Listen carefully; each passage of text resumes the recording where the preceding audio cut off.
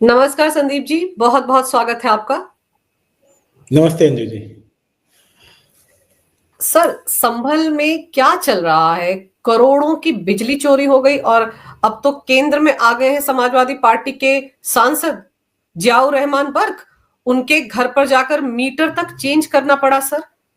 कितनी सारी पुलिस वहां पर पहुंची हुई थी। क्या हो रहा है? एक सांसद के घर पर ऐसा मीटर मिलता है जिसमें कि पिछले 5 महीने से जीरो बिल आ रहा है।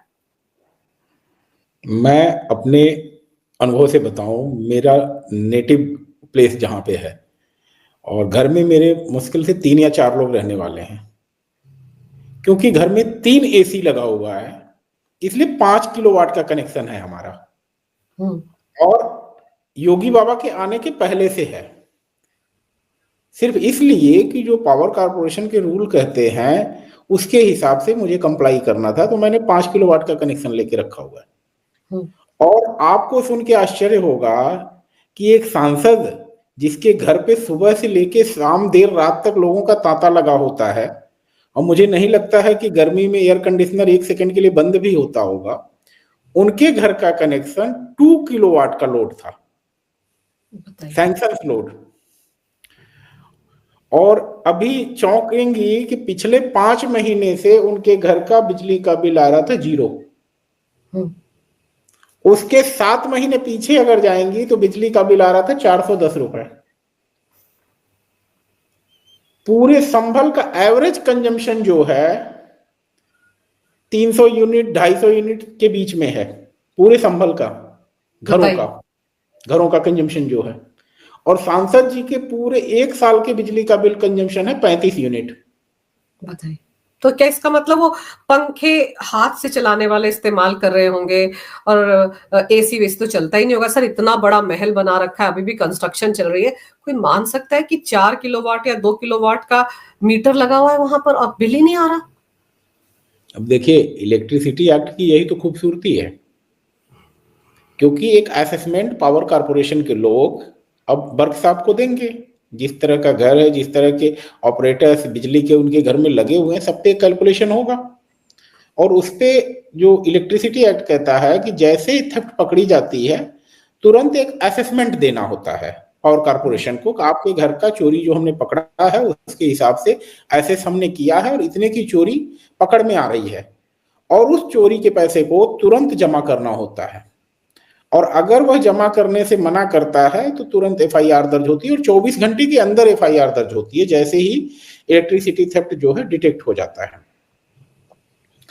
तो इतने बड़े घर का अगर एक्सप्लेनेशन निकालेंगे, क्योंकि अभी ये चीज सामने नहीं आई है कि कितना असेस किया है बिजली विभाग ने, तो मतलब बर्क साहब को जवाब तो देना पड़ेगा।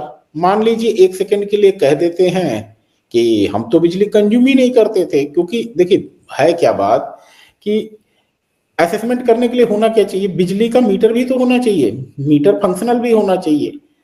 अब जब 35 यूनिट का बिल आ रहा है और कहीं से नहीं कहा गया है कि मीटर खराब था, मीटर तो चल रहा था जो है, तो एक असेसमेंट करने के लिए बिजली विभाग को देखना पड़ेगा कि किस तरह से उसको असेस करती है और डिमांड कितने की रेज करती है। सर, लाइन लॉस वहां पर 78 या 83% था अकेले संभल में। ये बात तो खुद मुख्यमंत्री ने सदन में कही थी। तो आप सोचिए कि कितने दिनों से वहां पर नजर होगी कि ये कुछ यहाँ पर खेल चल रहा है। क्यों कहते हैं कि हम अपना निजाम चाहिए? अपना निजाम तो इन्हीं कामों के लिए चाहिए ना, कि भाई बिजली की चोरी आराम से की जा सके, जब मन करे तब हमला किया जा सके, एक एरिया डेवलप किया जा सके कि अपना एरिया है। अपना निजाम के साथ छूट मिल जाती अपना एरिया भी डेवलप करने की, कि भाई हमारे एरिया में तुम आए क्यों।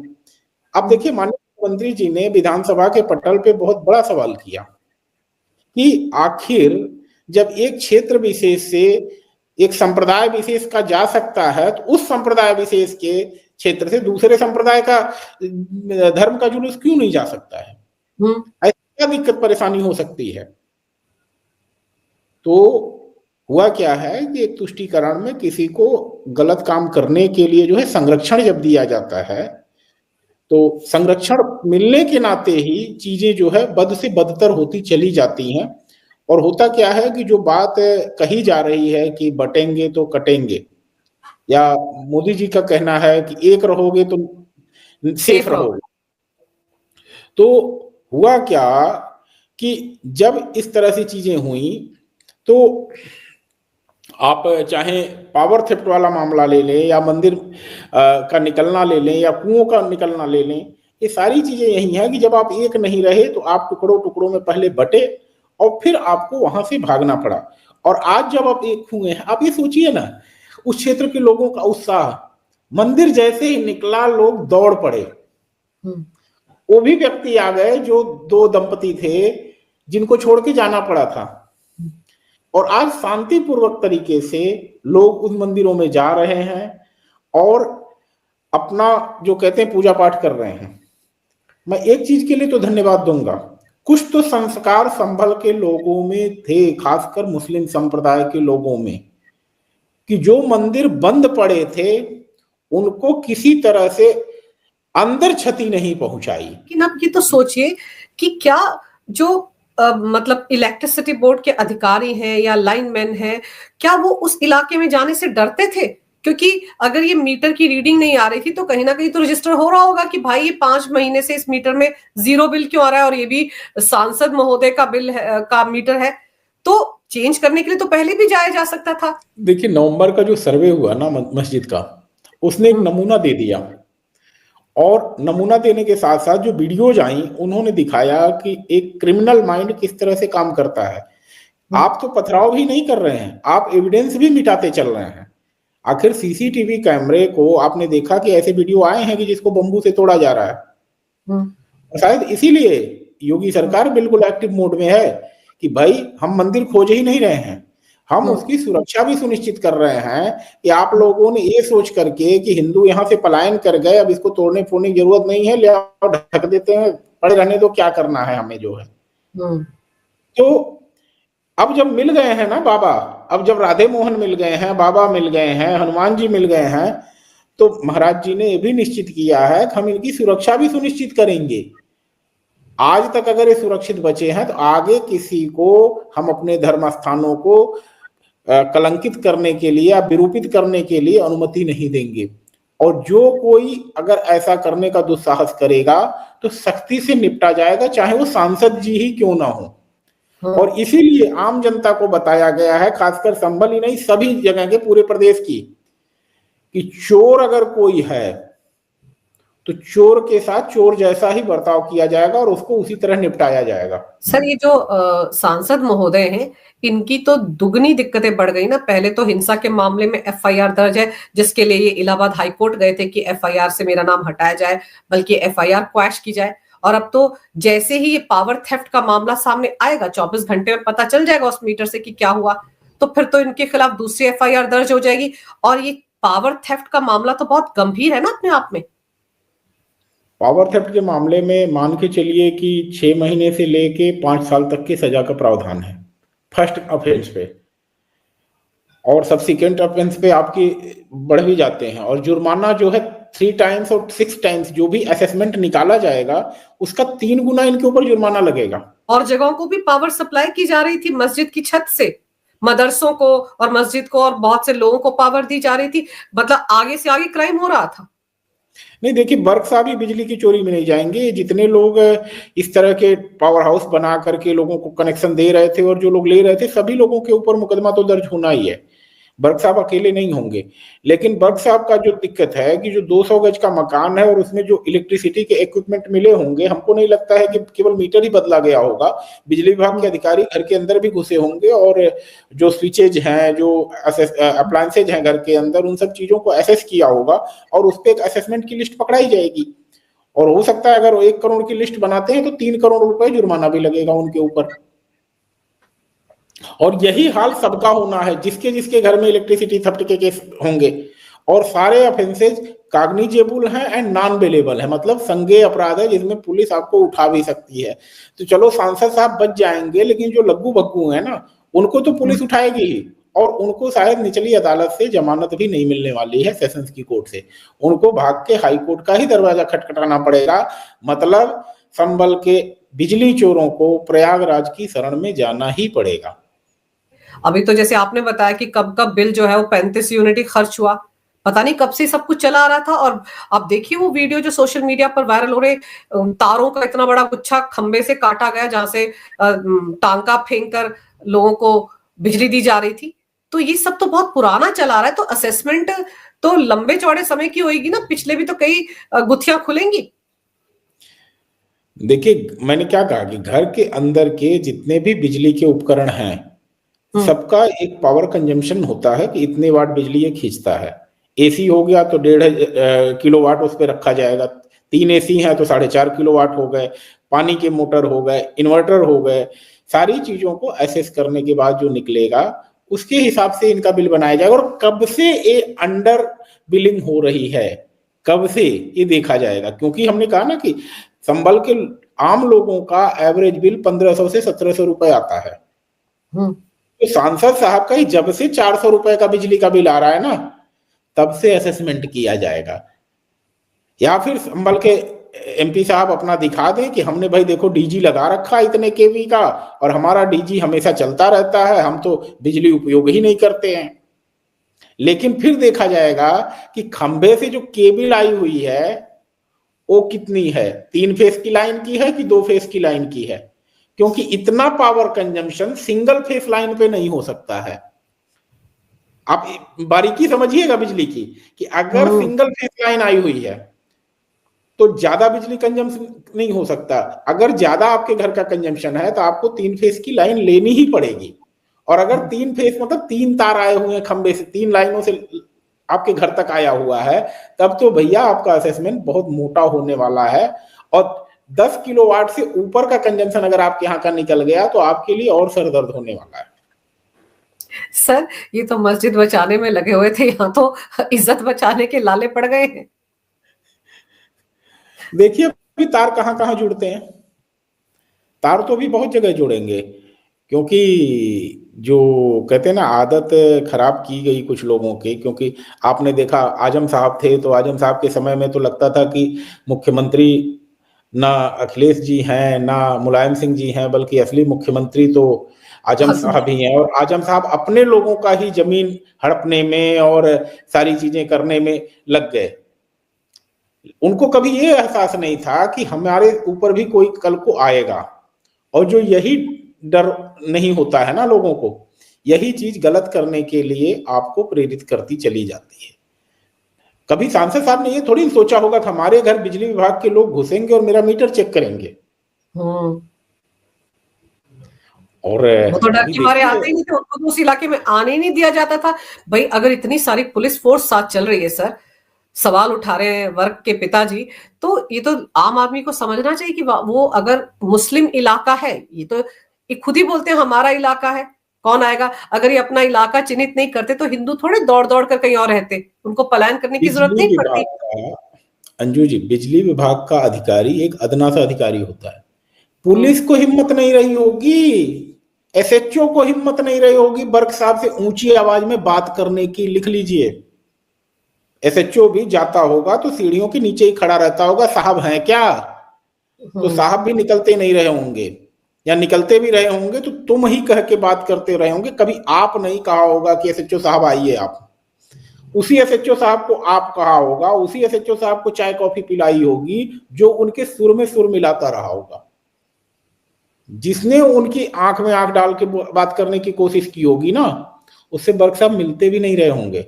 और मैं तो कह रहा हूं किसी की हिम्मत ही नहीं रही होगी 3 स्टार की कि उनके दरवाजे पे कदम रख दे।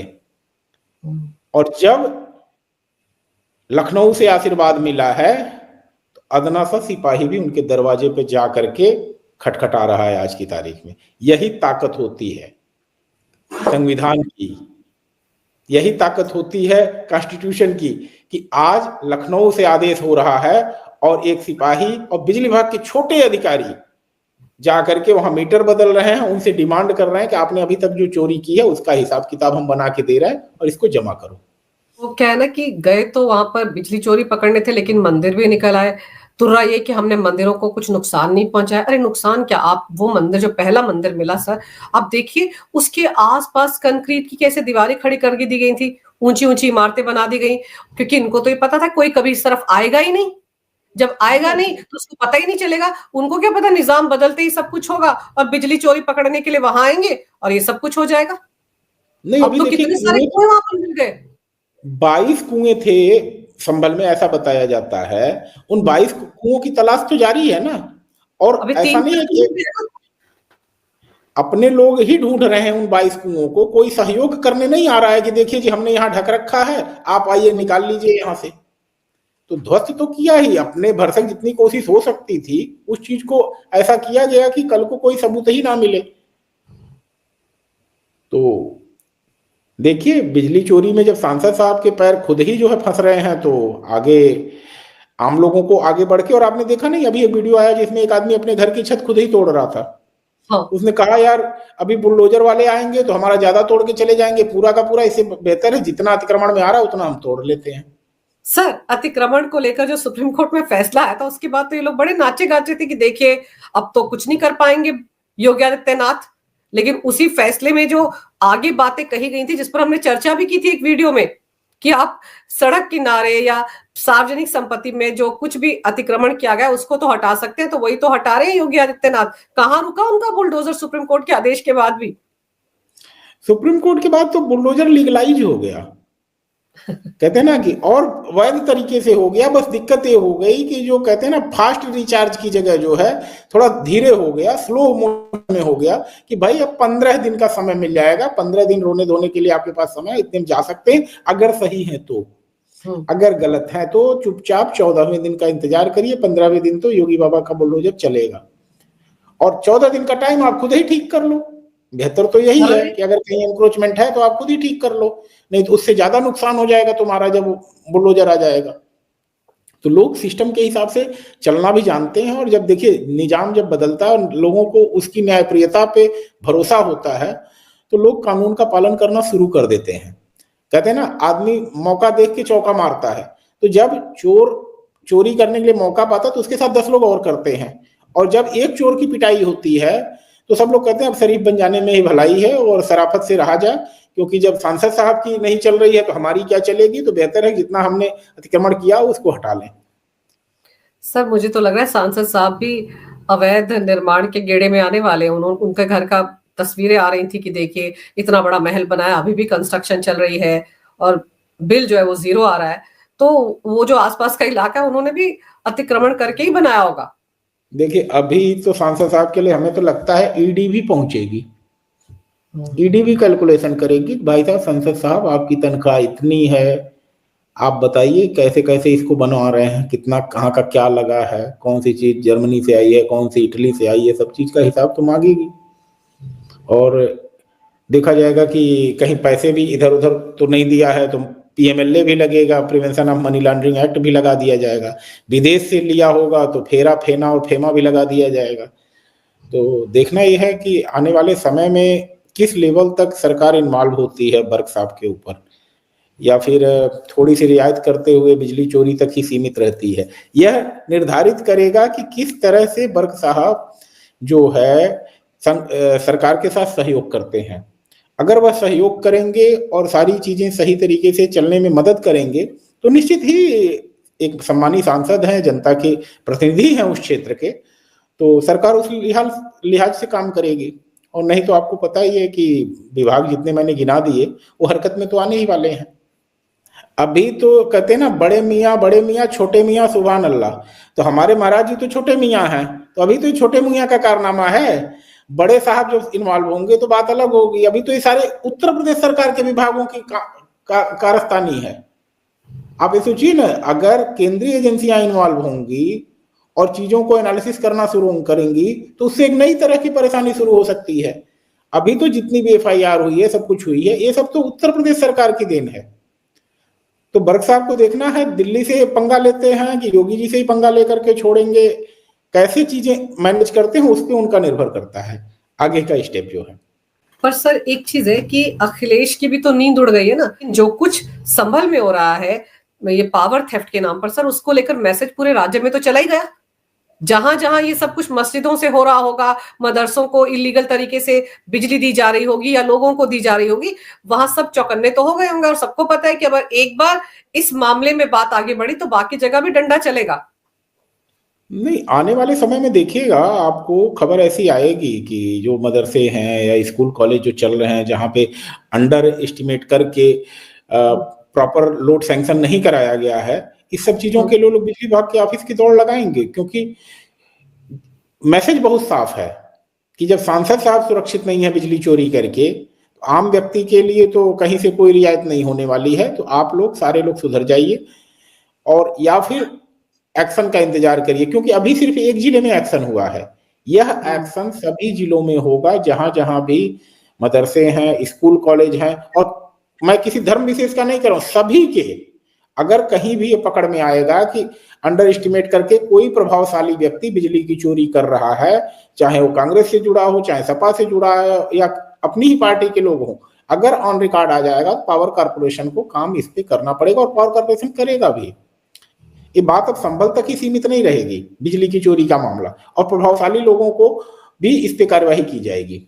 अब तो संभल के आसपास के इलाकों से ऐसी खबरें भी हैं सर कि बहुत से लोगों ने अपने नाम के साथ अब पांडे लगा लिया है, दुबे लगा लिया है, कह रहे हैं कि हम तो अपने पूर्वजों के सरनेम लगा रहे हैं क्योंकि हमारा डीएनए तो एक है। क्या ये भी योगी आदित्यनाथ के जादू का कमाल है कि लोगों ने मुस्लिम होते हुए भी अपने पुराने सरनेम लगाने शुरू कर दिए?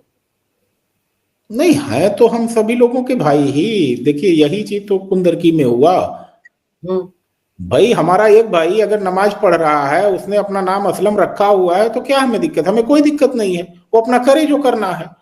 लेकिन दिक्कत हमें तब होती है जब वो अपने आप को विदेशियों से जोड़ता है, वो अपने वो भी आदर्श में बाबर और औरंगजेब टाइप लोगों से। हाँ। और यही तो हुआ, आपने जो कुंदरकी में देखा ना कि तुर्कों को लोगों ने पिछाड़ दिया कि भाई तुम लोग विदेशी हो, तुम लोग बाहरी हो, तुम लोग शांत बैठे रहो, तुम लोग अभी तक बहुत हम लोगों का शोषण किए, अब हम लोग अपने परिवार के साथ हैं और हम उस पार्टी के साथ जाना चाहते हैं जो हमको हमारे परिवार से जोड़ रही है। और अगर एक है तो सेफ है, तो एक में कोई जरूरी थोड़ी ना है कि हिंदू ही एक हों।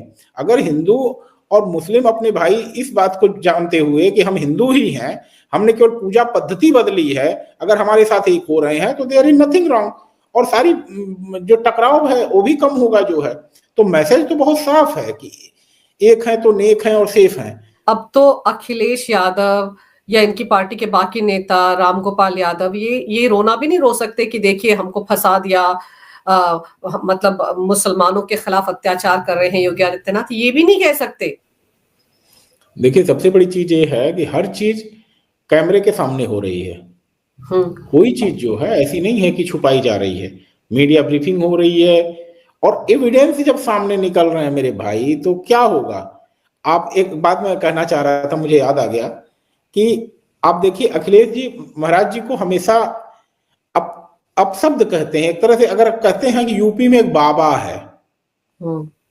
भाई हमारे परम पूज्य हैं, वो गोरक्ष पीठाधीश्वर हैं, बिल्कुल। और बड़े से बड़े व्यक्ति, अगर मैं गलत नहीं हूं, उनके चरण छूता है। कैमरे के सामने भले न दिखता हो, लेकिन जब मंदिर में वो आज महंत होते हैं, ऐसे चित्र हैं जहां पे भागवत जी योगी जी के चरण छू रहे हैं। आप सोचिए, भागवत जी कहां संघ प्रमुख, सरसंघ चालक, क्यों? क्योंकि वो पीठ के प्रतिनिधि हैं, तो योगी है। वो योगी हैं। और उनका मजाक उड़ाया जाता है किसके द्वारा? जो ऑस्ट्रेलिया से पढ़ के आया है। अब ऑस्ट्रेलिया से पढ़ के जो आया था, सुन लीजिएगा बात मेरी, ऑस्ट्रेलिया से जो पढ़ के आया था, उसको ये टेक्निक नहीं पता थी कि एक जगह मीटर लगा दिया जाएगा तो वहां से पता चलेगा कितनी बिजली जा रही है और दूसरे जगह कितनी कंज्यूम हो रही है। बाबा जी ने क्या किया, जिसको बाबा कह के मजाक उड़ाते हैं ना, इन्होंने हर फीडर पे एक मीटर लगा दिया और दूसरी जगह सप्लाई के मीटर से जोड़ दिया उसको। अब एक जगह दिख रहा है कि सप्लाई यहां से 100% जा रही है, लेकिन कंजम्पशन में आ रही है सिर्फ 22%। 78% चला गया कहीं गायब। बीच में 78% जा कहां रहा है? भाई एक छोटा सा गांव है जहां से दिख रहा है कि 22% बिजली की कंजम्पशन है, तो 78% जा कहां रहा है? और फाउल प्ले की चांसेस महाराज जी ने एकदम से खत्म कर दिए, क्योंकि ज्यादातर जगहों पे इंसुलेटेड केबल लगा दी। यूपी में महाराज जी के आने के पहले तक जो है नंगे तारों पे बिजली दौड़ती थी, अब इन्होंने इंसुलेटेड केबल लगा दिया, तो डस्ट पड़ना या किसी तरह से इस चीजों का होना, बिजली का लॉस लगभग मिनिमल किया, जीरो किया। तो कैलकुलेशन पे ऑन रिकॉर्ड देखा जा रहा है ना कि बिजली जा कहां रही है, सबूत के साथ आ रहा है। तो एक मठ का महंत बैठा हुआ है और एक ऑस्ट्रेलिया में पढ़ा बैठा हुआ है। ऑस्ट्रेलिया में पढ़ा हुआ व्यक्ति नहीं पकड़ पाया कि बिजली की चोरी कहां से, क्यों? क्योंकि चोर तो भाई उनके मौसेरे भाई थे। अगर मौसेरे भाई नहीं होते तो ये सब चीजें नहीं पकड़ी जा सकती। कि मतलब आप सोच सकती हैं, महाराज जी का तो जीवन गोरखपुर में ही बीता है। या तो दिल्ली में सांसद के तौर पे काम करते थे, नहीं तो भाग के गोरखपुर आ जाते थे। उनके पास ऑस्ट्रेलिया, जर्मनी, जापान घूमने का तो समय था ही नहीं। लेकिन जब ईमानदारी से कोई काम करना चाहता है ना, तो उसको सहयोग करने वाले भी लोग मिलते हैं। और खुद ही आज इंटरनेट की दुनिया में इतना समुंदर है। मैं बता रहा हूं, उत्तर प्रदेश में बिजली के ट्रांसफार्मर खुले छुड़े होते थे। मतलब अगर भूल से कोई जानवर चला जाए तो वहां टच हो जाए, उसकी जान चली जाए, या इंसान ही चला जाए तो कितना बड़ा नेग्लिजेंस होता था। आज सारे ट्रांसफार्मर जो है कवर कर दिए गए हैं। उनको भूल से भी कोई बच्चा वहां नहीं जा सकता। एक आध जगह कहीं छूट गया हो तो बात अलग है। खेत जहां पे है किसानों के, वहां पे तो इंसुलेटेड 100% कर दिया, नहीं तो आए दिन सुनने में आता था किसानों की फसल जल रही है। और यह सब ऐसे विषय हैं जो देश का न मीडिया कवर करने जाता है, न कहीं चुनाव में चर्चा का ही विषय बनता है कि महाराज जी ने इतने काम कराए हैं। लेकिन मुझे अपनी आंख के सामने दिखाई दे रहा है, तब मैं कह रहा हूं। और मैं कोई उनका भक्त नहीं हूं, मैं जो चीज सच्चाई दिख रही उसको बता रहा हूं, जिससे आपके चैनल के माध्यम से लोगों को पता चले कि उत्तर प्रदेश की स्थिति 7 साल पहले क्या थी और आज स्थिति क्या है। बिल्कुल सर, 7 साल का हिसाब देना पड़ेगा, उससे पहले का भी, क्योंकि 5 साल जो अखिलेश के जमाने में शफीकुर रहमान सांसद हुआ करते थे ना, इनके दादा जियाउर रहमान के, उसका हिसाब भी देना पड़ेगा सर। और फिर वो कहावत है ना, टोटी चुराई थी जब वो सीएम का ऑफिशियल रेजिडेंस खाली किया था। लेकिन इतना तय है कि बाबा के इस एक्शन से हड़कंप मचा हुआ है समाजवादी पार्टी में। सर, आपने समय निकाला, विस्तार से इस विषय पर तमाम जानकारी मेरे दर्शकों को दी, आपका बहुत बहुत धन्यवाद। नमस्कार, भारत माता की जय हो, वंदे मातरम और जय श्री राम। जय श्री राम।